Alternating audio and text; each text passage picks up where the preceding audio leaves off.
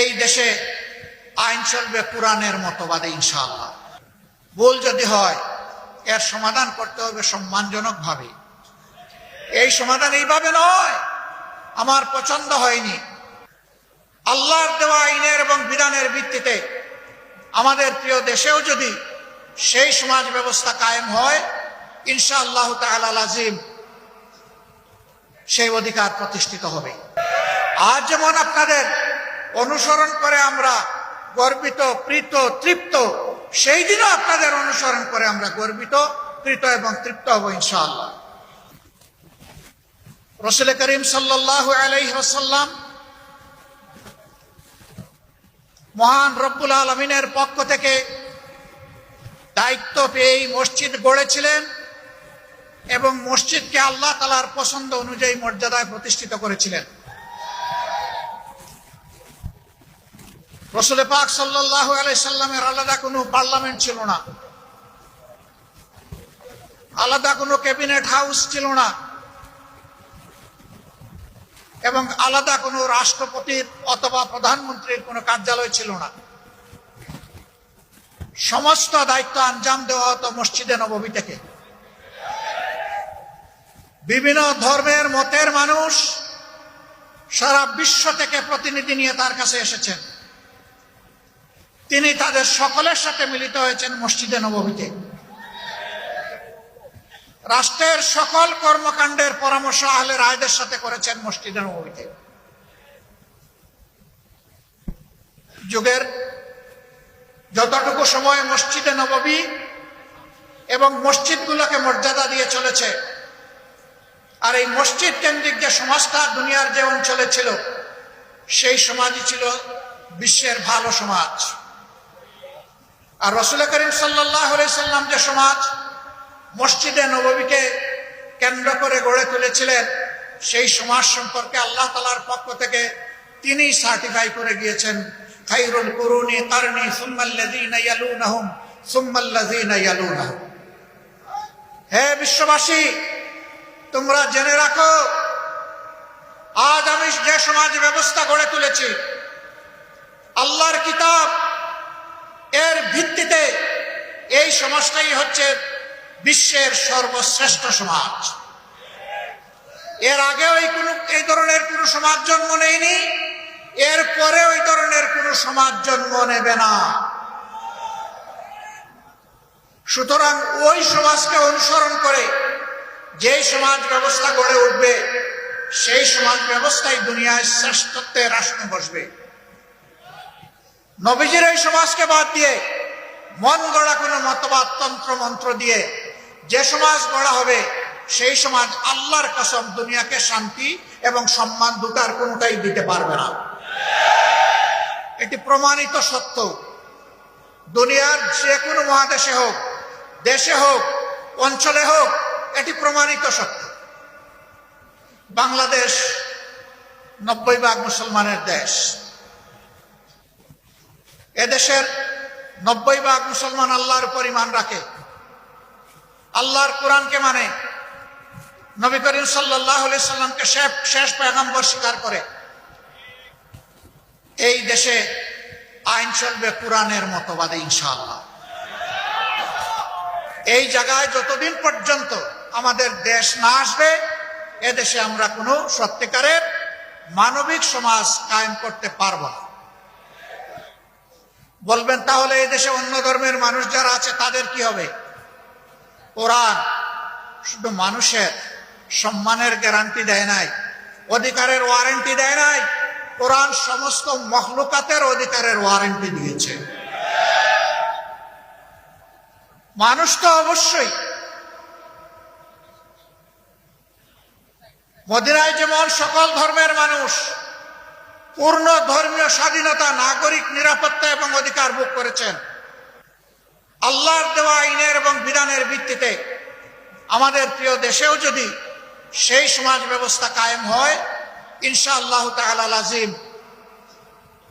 সেই অধিকার প্রতিষ্ঠিত হবে। কাজেই এখানে একটা দাবি দেখলাম, 7 দাবির মধ্যে একটা দাবি যে মসজিদ কমিটিতে ইমাম এবং খতিব সাহেবদেরকে সম্মানের সাথে অ্যাকোমোডেট করতে হবে। আমি আপনাদের এই দাবির সাথে একমত না। মসজিদ কমিটি হবে ইমাম এবং খতিব সাহেবের পরামর্শের ভিত্তিতে। এই কমিটির প্রাণ পুরুষ হবেন খতিব কিংবা ইমাম। তাকে বাদ দিয়ে নয়, তাকে সহযোগিতা করার জন্য এই কমিটি হবে।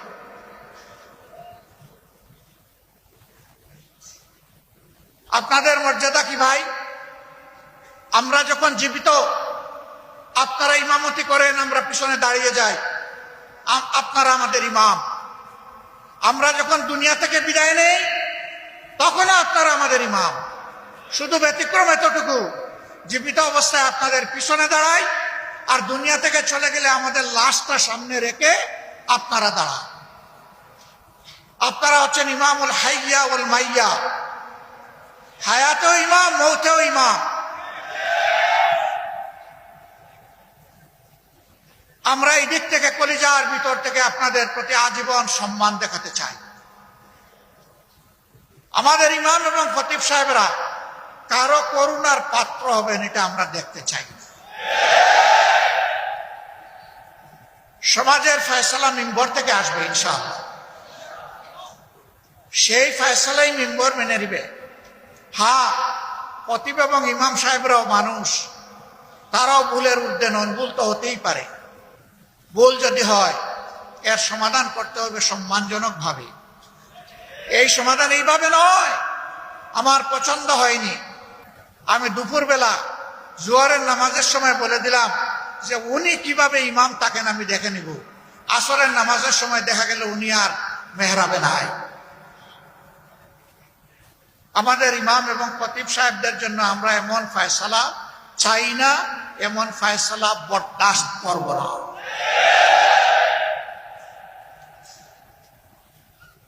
তাদেরকে তাদের পূর্ণ মর্যাদায় অধিষ্ঠিত করতে হবে।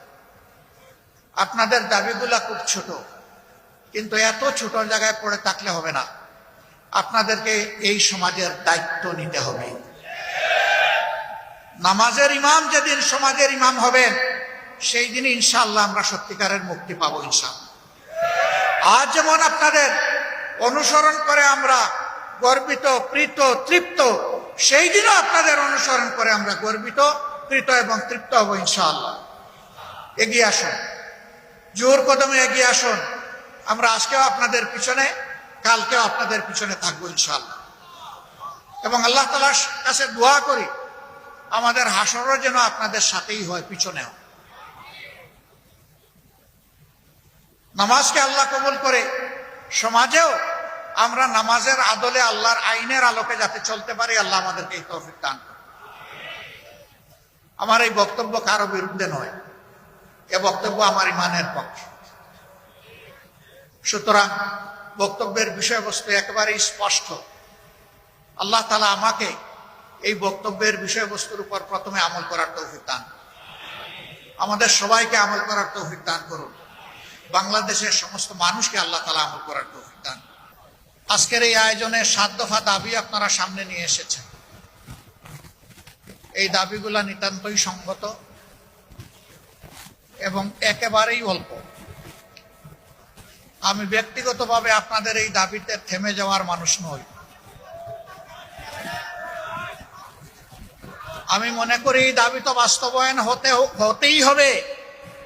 তার সাথে খতিব এবং ইমামদেরকে তাদের আসল মর্যাদা তাদের হাতে তুলে দিতে হবে। সেই মর্যাদাটা কি? এটাকে বাংলাদেশ থেকে এই যুগে বানাবো? অবশ্যই না। মসজিদে নববীর খতিব, মেহরাবের যিনি ইমাম, তিনি মসজিদকে যে মর্যাদায় প্রতিষ্ঠিত রেখে গিয়েছেন, আজ মসজিদকে সেই মর্যাদায় নিয়ে যেতে হবে।